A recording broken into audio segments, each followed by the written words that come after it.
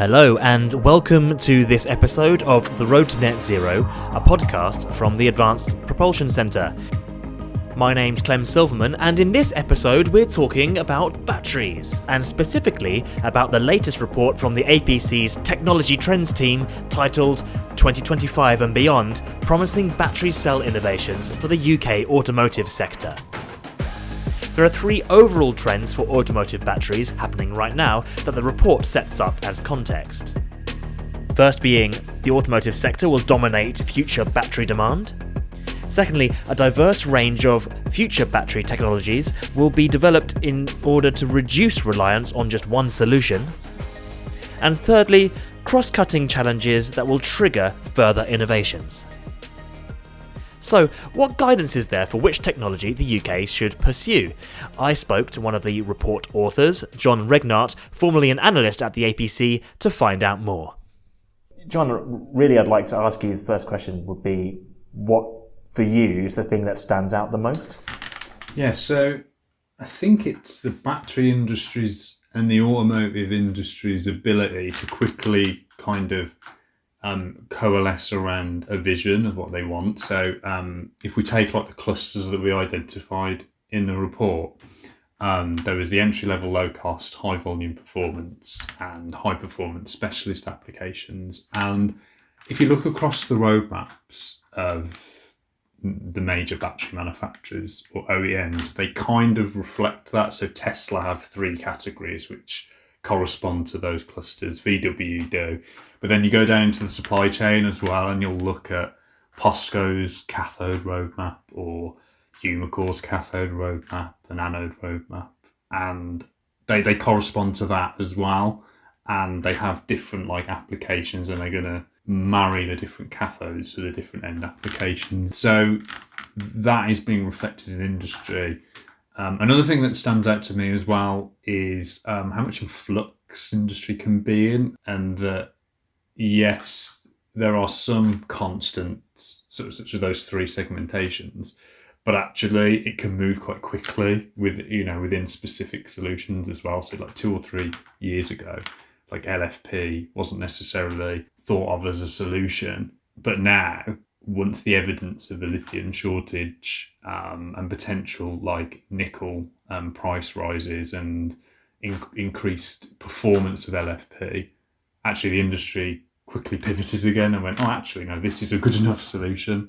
I think that's what stood out when we did this report for me. Oh, that's interesting. I think that kind of brings me on to the next question, really, was what that I'd like you to explain what you mean when it looks like there's going to be different cost and performance requirements to make batteries a differentiated product with a range of cell chemistries available. So just explain to me what you mean about that range of different cell chemistries available and how the industry is reacting to that. Yeah, so going back to those three categories, I'll take each one in turn. So let's start with entry-level low cost. So what do I mean by that? So an entry-level low-cost chemistry is something where cost is key. The performance has to be acceptable enough to do a job, but margins are low on these types of vehicles. So vehicles, for example, like urban focused vehicles or lighter vehicles or vehicles that you can't get a lot of margin for, they'll want a cost-effective chemistry. So examples could be LFP or LFMP, potentially sodium ion, or some other blends of cathodes that CATL are announcing, like M3P or something like that. So those are like the requirements for that particular category. Then you go to high volume performance, and that needs an acceptable performance at a decent cost. So this is where you'll get your traditional NMC chemistries, NCA chemistries. So what typically is used in a Tesla or in what VW is using in the ID3, which is a bit more of a premium sector, but still does a lot of volume, in the tens of thousands at the moment, but potentially hundreds of thousands of vehicles. You'll see a lot of innovation in that sector as well. So you'll see like more silicon being added into the anode and stuff. But effectively, the core of that sector is we need an energy dense chemistry that can be in a certain volume and it needs to hit an acceptable cost. It can be a bit more expensive than the entry-level low cost. And you have the third segment, which is what we termed high-performance specialist applications. And this is where the interest is in the sort of next-gen technologies that will probably entered in halo products. So you'll see them in more niche and performance applications first. So solid state, lithium metal are the two biggest examples of those types of chemistries that will come into the performance area first, because they want to be the people, we introduce solid state first or lithium metal first, and that's like a differentiator for them because it's a technology differentiator. So those are the three broad segments and a bit of understanding of why they're different. Speaking about the UK, we probably got demand for those different three categories across what consumers want. But what are we most suited to be producing, and what changes to the supply chain do you foresee need to take place in order to do that? Let's tackle that first bit of a question about what are we most suited to.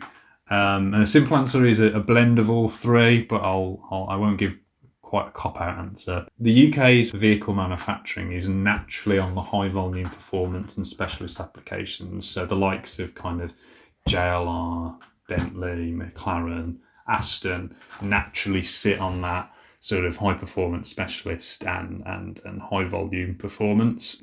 But then, one of our other biggest manufacturers is Nissan, that come into the entry level low cost for things like the Leaf and then into that high volume performance with the Qashqai.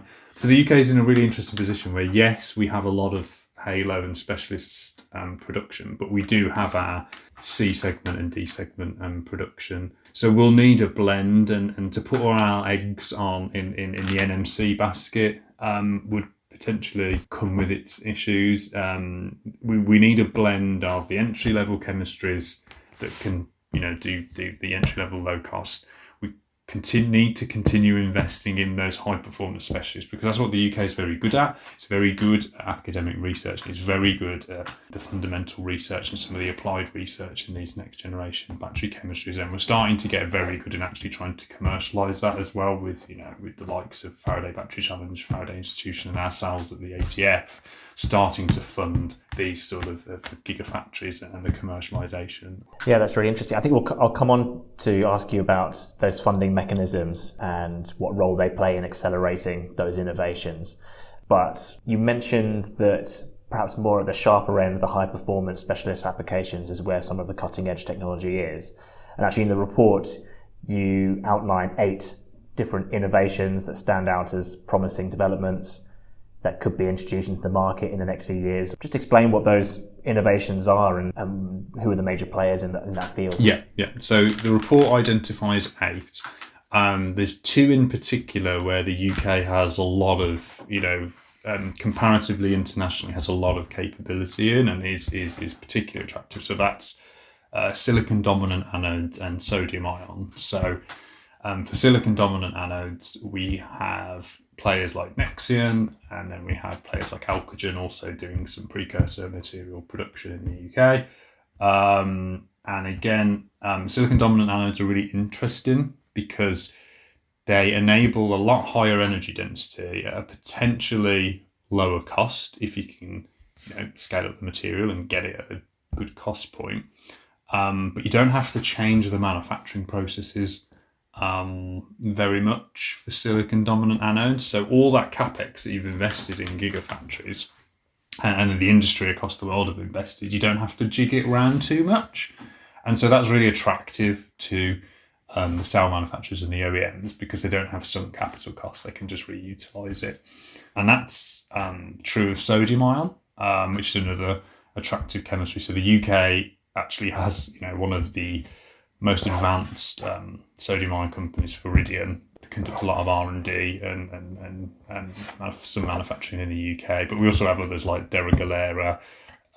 We have Power sort of piloting some cells and R&D. But then we have some material suppliers as well, like Phillips 66, who are looking at hard carbon anodes. And then we've got Tata Chemicals that can do sodium carbonate, which feeds into the cathode. So we've really got an ecosystem here, and that's being supported a lot by sort of the funding mechanisms. I know we'll talk about that later, but it's important to stress that that has been able to go from a few R&D capability and a few people looking at it in a lab to actually being a serious kind of capability for the UK.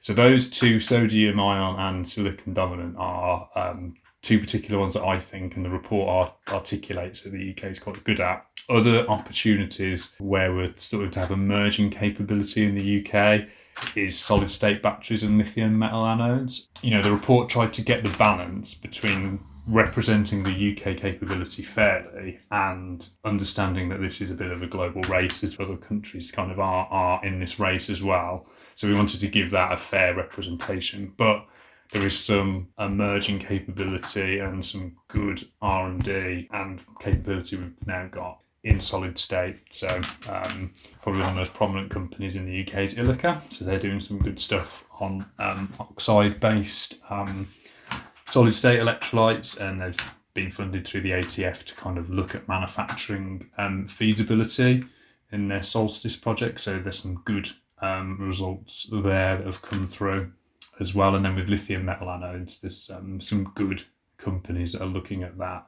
I'd say those two are some interesting areas to watch out for the UK and that we need to build on. Okay, and so how can we go about building on that? What can government do, these funding mechanisms do, to bring in more private investment, to accelerate some of those innovations, attract more players into the field, into the UK? Good question. And I think there is still a lot of things that government intervention mechanisms can do at this stage, because these are still kind of risky technologies. These aren't things like traditional lithium ion batteries that you can see an end market for. There's still a lot of risk involved. So, and the promising developments that we identified are probably a bit closer to market.